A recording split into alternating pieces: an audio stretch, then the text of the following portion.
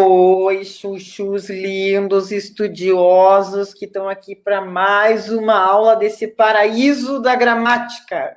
Amo! Tudo bem com vocês, meus caros? Hoje o assunto da aula é só o mais importante de todo o ano. É só o que vai guiar a gente pro resto do ano. Coisa básica, né? Hoje a gente vai ver os verbos, galera. E assim, o entendimento desse assunto vai condicionar o nosso progresso no resto do conteúdo. Porque gramática é assim, o que você está aprendendo hoje, você vai buscar um pouquinho ontem, você vai ver mais um pouquinho amanhã, você vai ver mais um pouquinho daqui 2 meses e assim vai, tá? Então, prestem bem atenção, o que tiver de dúvida, escreve para mim, deixa aqui, mas assim, esse assunto é crucial, é essencial, vocês precisam sair desta aula com um conhecimento bem arejado, aqui, bem assentado na cabecinha de vocês, tá? Se precisar voltar em alguma outra aula para entender, volte, se precisar, enfim, beleza? Eu vou começar aqui o compartilhamento dos slides, certo? Então, verbos, esses lindos, e aí a minha informação de contato para aqueles que precisarem ou desejarem, tá? Então, a definição de verbos, né, na gramática do Pascoalinho de Espadoto, esses lindos, verbo é a palavra que indica pessoa, número, tempo e modo de ações, estados e fenômenos naturais. Olhem quanta coisa, né, uma simples palavra pode indicar para a gente.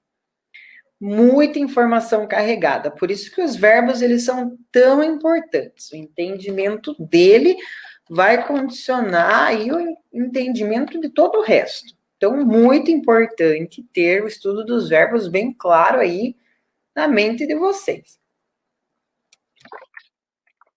Então, em termos de conjugações verbais, o que a gente tem?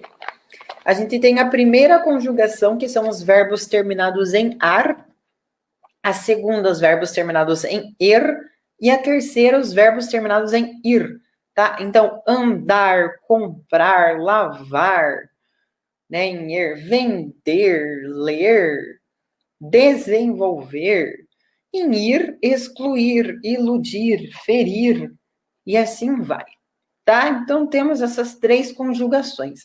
Mas o que raios é uma conjugação? Conjugar um verbo significa juntar o seu radical às terminações de sua conjugação.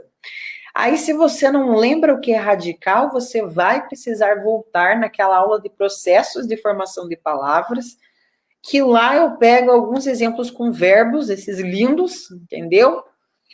E dou cada partezinha. Então, se você não lembra, eu sugiro que você volte lá e acesse esse conhecimento, né? Conjugar, aí vocês precisam ter o conceito do radical em mente, e já falamos disso.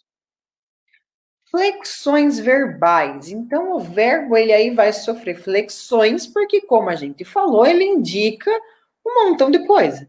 Então, para cada coisa, ele vai se flexionar, ele vai assumindo formas aí de expressar o que o escritor ou falante precisa. Então, começa pela flexão de pessoa. E pessoas entram nos pronomes pessoais que a gente já viu também. Eu, tu, eu, tu, ele, ela, nós, vós, eles, elas. Tá? Então, flexão de pessoa e número, singular, plural, bem tranquilo. Flexões de tempo. Então, basicamente, quando a gente fala de verbo, a gente vai ter o tempo presente, o tempo pretérito e o tempo futuro. Em resumo, é isso, tá? Presente, passado, pretérito, futuro.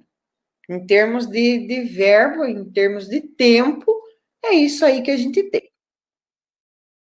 E daí, além das flexões de pessoa, número e tempo, a gente vai ter as flexões de modos, tá? E os verbos, eles têm 3 modos: indicativo, subjuntivo e imperativo. O que é o indicativo? Os verbos no indicativo são aqueles que a gente mais está acostumado a ver por aí. São aqueles que vão expressar certezas, aqueles que vão expressar coisas que podem ser julgadas como verdadeiras ou falsas. Beleza? Então, no indicativo, como que vai se dar a flexão de tempo? A gente tem o tempo presente, eu compro, eu vendo, eu ando, ela anda, tu andas, certo? Tranquilo? Presente. Pretérito. A gente vai ter pretérito imperfeito, que são ações inconcluídas, que na verdade a gente não sabe se foram concluídas no passado. Então, ela andava 7 quilômetros por dia. A gente não sabe em que momento isso terminou. A gente não sabe quando que essa ação deixou de acontecer. Esse é o pretérito imperfeito. Geralmente vai ser esse final com ava, pintava, comprava, ou o irregular do vender, vendia, tá? Esse é o pretérito imperfeito. Ações que a gente não sabe se foram concluídas, a gente não tem certeza do grau de conclusão delas, ou se a gente não sabe quando elas foram concluídas. O perfeito é para ações que foram concluídas. Comprei, vendi, li, ela leu, ele comprou, tá? Então, ele comprou, o ato de compra foi realizado por inteiro, ok. O mais que perfeito, eles são ações, eles expressam ações concluídas que estão situadas antes de outras ações também já concluídas. É o antes do antes. Esse aí, galera, é uma conjugação bem característica que é ara, era ou ira, tá? Ele comprara o presente antes da chegada dela, por exemplo. Hoje eu estou fraco para exemplos. Mas, assim, teve a chegada dela, que foi concluída, tá? E antes disso, teve o fato que a pessoinha comprou o presente, que também já foi uma ação concluída. Então, esse mais que perfeito, ele vai ser expresso por terminações assim, ara, era ou ira. Beleza? Comprara, vendera, lera, e assim vai. E o futuro, né, no indicativo, estamos falando aqui do tudo isso é a modo indicativo, que vai apresentar essas flexões de tempo. A gente vai ter o futuro do presente, que é o mais comum, cantarei, venderei, lerei, né, escreverei. E o futuro do pretérito, que é aquele cantaria, venderia, leria, tá? Então, temos também esses 2 tipos de futuro, né? Esse futuro do pretérito é o futuro situado em relação ao passado. O futuro do presente é o futuro projetado a partir do hoje. Beleza? Subjuntivo. O subjuntivo, ele vai trazer para a gente coisas que ainda são hipóteses, coisas que ainda estão incertas, coisas que são meramente possibilidade. E ele vai ter aí as flexões de tempo, né? Um pouco dele é um pouco mais fácil. Ele vai ter, então, o tempo presente, que é a possibilidade de um fato atual. Então, é possível que ela cante. Tá? É uma possibilidade aqui do presente, é possível que ela faça isso, tá? Pretérito imperfeito do subjuntivo, um fato do passado dependente de outro fato do passado. Esse, na verdade, a gente chama de conjugação do arrependimento, né? Se ela cantasse, se eu fizesse, Se eu estudasse mais, eu teria passado. Se ela cantasse, a festa teria sido melhor. E assim vai, tá? E o futuro, né? Quando ela cantar, vocês deverão ficar em silêncio. Aqui no caso, o verbo que está conjugado é o cantar. Beleza? Quando ela cantar, vocês deverão ficar em silêncio. É esse cantar que está no subjuntivo. É uma possibilidade que talvez se realize no futuro. Tá joia? Aí o terceiro modo verbal é o imperativo. Esse, na verdade, é para dar ordens e expressar desejos. Então, a gente tem o imperativo negativo, que é formado pelo presente do subjuntivo.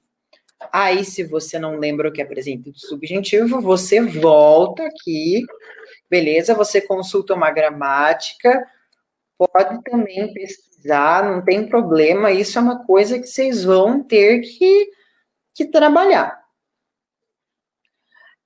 Então, imperativo negativo, na verdade, são ordens para que não se faça alguma coisa. Então, não cantes, não cante, não cantemos.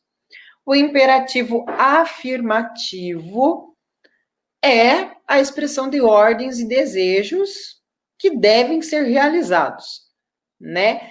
Ele também vai seguir a lógica do presente e do subjuntivo, exceto a segunda pessoa do singular e do plural, que vão aparecer sem o S.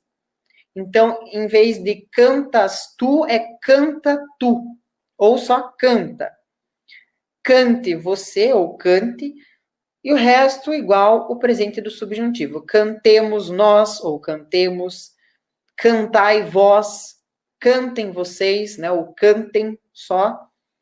Beleza? Então, esse é o modo imperativo, é o mais simplesinho aí. A gente não tem imperativo para a primeira pessoa, porque a gente não costuma dar ordens para si mesmo, né? Não, pelo menos, falando em primeira pessoa. Então, esses são os modos. Imperativo, subjuntivo e indicativo. Beleza? Isso aí vocês precisam entender né, quais são os três modos e qual que é a diferença entre eles. Indicativo, expressões de certeza. Subjuntivo, questão da possibilidade, né, ou a dependência em torno de um outro fato. Imperativo, ordens e expressão de desejo. Tranquilo? Vozes verbais. Então, quando a gente fala em verbos, a gente pode falar de uma perspectiva de voz ativa, voz passiva ou voz reflexiva. O que é a voz ativa aí? Um exemplo, né? Já que abraçou Jorge com força. A gente tem aí que o nosso sujeito, a gente vai ter uma aula para sujeito, né? Posteriormente. Mas a gente tem que a Jaque, essa pessoa representada por Jaque, realizou a ação de abraçar Jorge. Ela foi o agente, ela foi lá e abraçou o Jorge, certo? Ela foi, nesse caso aí, a pessoa ativa que realizou a ação. A voz passiva é quando o sujeito sofre a ação. Então, nessa perspectiva, né, na perspectiva do Jorge, Jorge foi abraçado por Jaque com força. Então, percebam aí a diferença, né? O verbo na voz ativa, abraçou, na voz passiva, foi abraçado. Né? A gente vai estudar também essa diferença um pouco mais para frente, mas é importante você já ter em mente que ela existe. E daí, Jaque aí seria o que a gente chama de agente da passiva, aquela que realizou a ação do qual o sujeito, nesse segundo exemplo, Jorge, foi paciente, tá? Aquele que sofre a ação a gente chama de paciente. E a voz reflexiva é quando o agente e o paciente são a mesma pessoa. Então, Ariel machucou-se com estilete. Seria mais ou menos o mesmo que dizer Ariel machucou Ariel com o estilete. Percebem que aí ele é o agente e também o paciente? Ou ainda atos que são recíprocos. os namorados beijavam-se calorosamente, tá? Então, se um tá beijando, né, uma pessoa tá beijando a outra, é porque a outra tá correspondendo. Senão não é um beijo, né?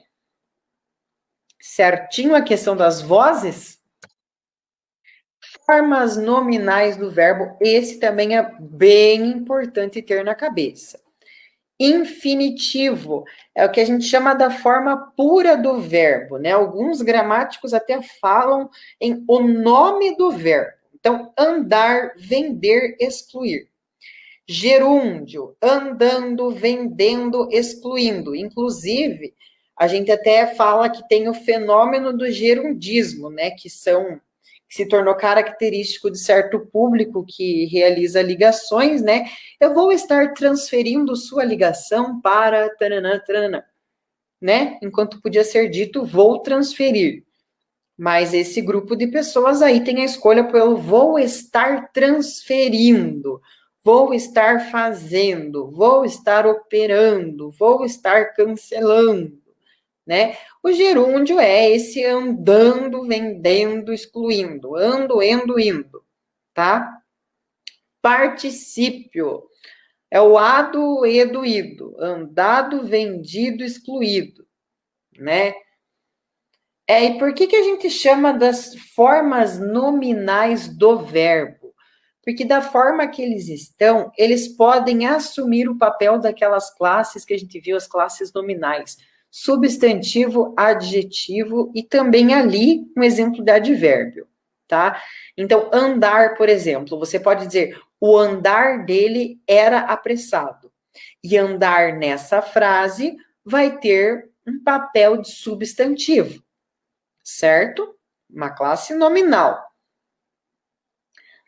Ela veio andando. Vocês percebem que esse andando tem carinha de um advérbio de modo também? Ela veio como? Qual foi o modo? Andando, tá? Então, assim, esse andando é um verbo, mas ele se comporta como advérbio de modo. Por isso que a gente chama de formas nominais, ok? E ali a gente tem um exemplo em que é usado um papel de adjetivo. Ele era uma pessoa excluída. Excluída é o particípio do verbo excluir, porém acaba servindo aí como um adjetivo, né, caracterizando essa pessoa que é excluidinha. Ok? E por fim, mas não menos importante, que isso também é um ponto que costuma confundir vocês, é o papo das locuções verbais. Quando eu peço para vocês, quantos verbos tem nessa oração? Tem 2, tem 3. Não, pera, tem 2, não, né? Então vamos esclarecer uma coisa. Às vezes, verbos que aparecem juntos estão constituindo uma locução verbal, que nada mais é que uma forma representada por mais de um verbo, tá? E o último verbo vai ser o principal, vem em uma das formas nominais. Então, exemplo, tenho estudado muito ultimamente. Aí a gente tem dois verbos, tenho e estudado. Porém, eles funcionam como uma locução verbal. Então, é computado como um só, que seria mais ou menos o que dizer estudo muito ultimamente. Ok, só que aí a pessoa usa esse tenho. Esse tenho recebe o nome de verbo auxiliar, tá? E entre os mais frequentes de verbos auxiliar, a gente tem o ser, estar, ter e haver. E o estudado vai ser o verbo principal. Tanto é que se a gente for resumir esse tenho estudado, a gente resume em estudo, né? Estudo muito ultimamente. Esse ultimamente também já entrega que é uma coisa recorrente nos últimos dias, tá? Então, se a gente for resumir no estudo muito ultimamente, quem fica é o verbo estudar. Então, ele é o verbo principal. Beleza? Isso é uma locução verbal, que também costuma gerar muitas confusões em vocês. Espero que agora esteja mais claro, né? Obrigado pela atenção, gente. Agora deixa eu voltar para cá. Como eu disse, esse é um tema para lá de importante, até reservei uma aula só para ele.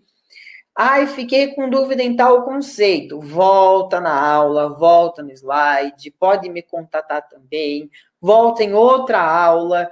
Ai, fiquei numa dúvida que eu não achei aqui. Você pode consultar uma outra gramática, não tem problema. Problema é sair com dúvida, tá? Dá um jeito aí de tirar suas dúvidas, né? Acompanhar todo o conteúdo, porque, como eu disse, da agora em diante vai ser quase tudo verbo, né? Um estudo bem verbocentrista. Então, eu peço a vocês que tenham atenção, bom, atenção em todas as aulas, mas dessas em específico para frente é que o bicho vai pegar. Então, né, mantenham-se atentos, estudantes positivos e operantes. E um carro quase me bateu aqui na rua, socorro. É isso aí, gente. Um beijo, um abraço, beijo para quem é de beijo, abraço para quem é de abraço. Até a próxima.